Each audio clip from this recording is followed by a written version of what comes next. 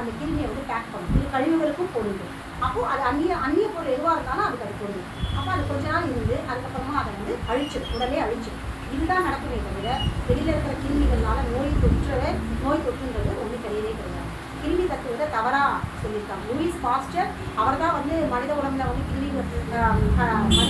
கிருமிகள் தான் கழிவுகளை உருவாக்குதுன்னு கண்டுபிடிச்ச லூயிஸ் பாஸ்டரே பீச்சாம் அப்படிங்கிற ஒரு ஆய்வாளருடைய கருத்து. அவர் வந்து கழிவு இருந்தால் தான் கிருமிகள் உருவாகும் அப்படிங்கிறத அவர் கண்டுபிடிச்சார். 2 பேருக்கும் இதில் வந்து லூயிஸ் பாஸ்டருடைய கருத்து பிற்காலத்தில் அவர் இறக்கும்போது தான் சொன்ன கருத்துக்கள் அனைத்தும் வந்து தவறானதுங்கிறத அவரே அக்செப்ட் பண்ணிட்டு தான் இறந்தார். இதை வந்து நிறைய பேர் வெளிப்படுத்தலை. எப்படி வந்து லூயிஸ் பாஸ்டருடைய கிருமி தத்துவம் வந்து பரவலாச்சோ அதே அவர் இறக்கும்போது கிருமியை பற்றின உண்மையை சொல்லும்போது அது பரவலாகும். ஆனால் லூயிஸ் பாஸ்டரோட கிருமி தத்துவம் மிக மிக சரியானது. அதை வந்து மூடிட்டாங்க.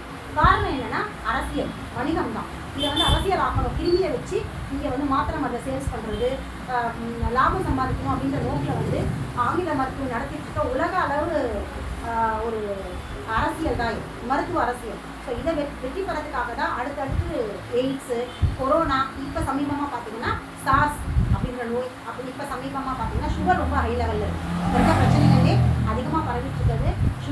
சுகர் பிபி, இந்த மாதிரி தைராய்டு, இதுதான் வந்து அதிகமாக வந்து பிரச்சாரம் பண்ணிட்டு இருக்காங்க. இதுக்கான மருந்து மாத்திரைகள் தான் அதிகமாக விற்பனை ஆகிடுச்சு.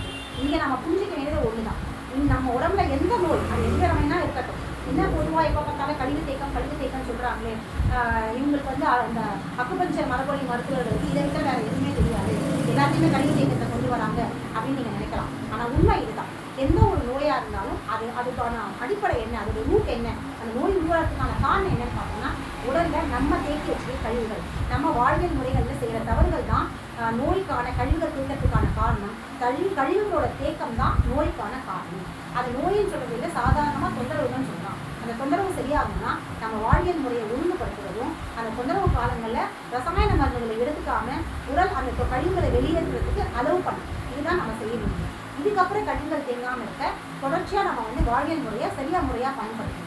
அப்படி முறையாக பயன்படுத்தணும்னா நமக்கு எந்த மருத்துவ உதவியும் தேவை. ஆனால் நீண்ட நாள்பட்ட ரசாயன கழிவுகளில் உடல் பாதிக்கப்பட்டிருக்க காலங்களில் சமயங்களில் அக்குபஞ்சர் மாதிரியான மருந்தில்லா மருத்துவத்தை நீங்கள் எடுத்துக்கிட்டு அந்த உடம்புல இருக்கிற மார்பின் மேட்டர் அப்படிங்கிற ரசாயன கழிவுகளை வெளியேற்றி உடம்பு ஆரோக்கியத்தை திரும்பினதுக்கப்புறம் நீங்கள் அந்த அக்குபஞ்சர் மருத்துவம் எடுத்துக்காமல் நீங்கள் ஆரோக்கியமாக இயற்கை வாயு முறையாக பயன்படுத்தி. இப்போ நம்ம இங்கே என்ன பேச வந்தோம்னா இந்த மாதிரியான நம்ம திருநங்கை சமூகத்தினரும் பரத்தை குல பெண்கள் மேலும் இந்த சமூகம் தவறான குற்றச்சாட்டை வச்சிருக்கு. அவங்களால தான் வந்து நோய் பரவல், பாலியல் நோய்கள்லாம் வந்து பரவுது.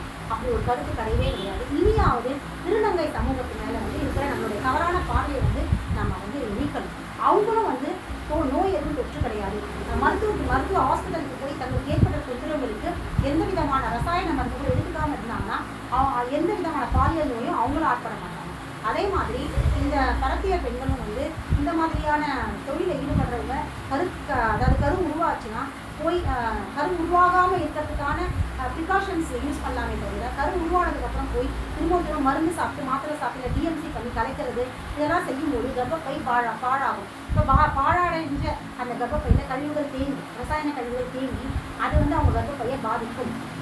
இதுதான் அவங்களுக்கு பிரச்சனையாகி கடைசியில் கர்ப்பப்பை எடுத்து போடுறதும், அதுக்கு மேலே அவங்களுடைய தோல், உடம்பு இதெல்லாம் வந்து எதனால் பாதிக்கப்படுதுன்னா அவங்க கர்ப்பப்பையை நிறைய மாத்திரைகள், மாலாடி போன்ற மாத்திரைகள், அதாவது உறவு கொள்ளும் பொழுது மாத்திரை சாப்பிட்டு அவங்களுக்கு கருத்தரிக்காமல் இருக்கிறதுக்கான மாத்திரைகள் சாப்பிட்றதுனால தான் அவங்களுக்கு அந்த கர்ப்பப்பை பாதிப்பு ஏற்படுது. இயங்கிட்டு இருக்க ஒரு இயக்கத்தை அவங்க மாத்திரைகள் சாப்பிட்டு அவங்கள வந்து கெடுத்துக்கிறாங்களே தவிர அந்த பல உறவு கொள்றதுனாலையோ இல்லை ஒரு ஆண் பல பெண்ணோட இருக்கிறதுனாலையோ இது ஒழுக்க ரீதியாக வந்து தவறான ஒரு அணுகுமுறையாக இருக்குன்னா, ஆனால் உடல் சார்ந்த ஒரு மரபுவழி மருத்துவராக நான் இந்த உண்மையை சொல்லணும். இதை நான் சரின்னு நான் இங்கே பேச வரல. இது சரியாக தவறான்றது வந்து அது 2வது பட்சம். அது இங்கே பிரச்சனை இல்லை.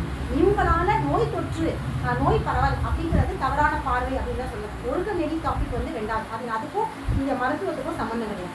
ஆனால் இவங்க மேலே வந்து மக்கள் வச்சுருக்க தவறான கருத்துக்களை வந்து நீக்கிறது, போக்குறது ஒரு மரபு வழி மருத்துவராக என்னுடைய கடமை அப்படிங்கிறதுனால சமூகம் இவங்க மேலே ஒரு தவறான பார்வையை வந்து நீக்கணுன்றதுக்காக தான் நான் இதை சொல்கிறேன். இனி வந்து இவங்க மேலே எந்த குற்றமும் சொல்லுவாங்க. ஆண்கள் வந்து பாலியல் பிரச்சனைகளை கஷ்டப்படுறாங்கன்னா அவங்களோட உடம்புல இருக்கிற கழிவுகள் தானே தவிர எந்த படத்தை பெண்கிட்டோ எந்த திருநங்கையர்கிட்டோ எந்த தொற்றும் இல்லை அப்படின்ற புரிதல் இருந்தால் போதும். தொடர்ந்து நம்ம வந்து அடுத்தடுத்த நிகழ்ச்சி அடுத்தடுத்த விஷயங்கள் பற்றி பேசுவோம்.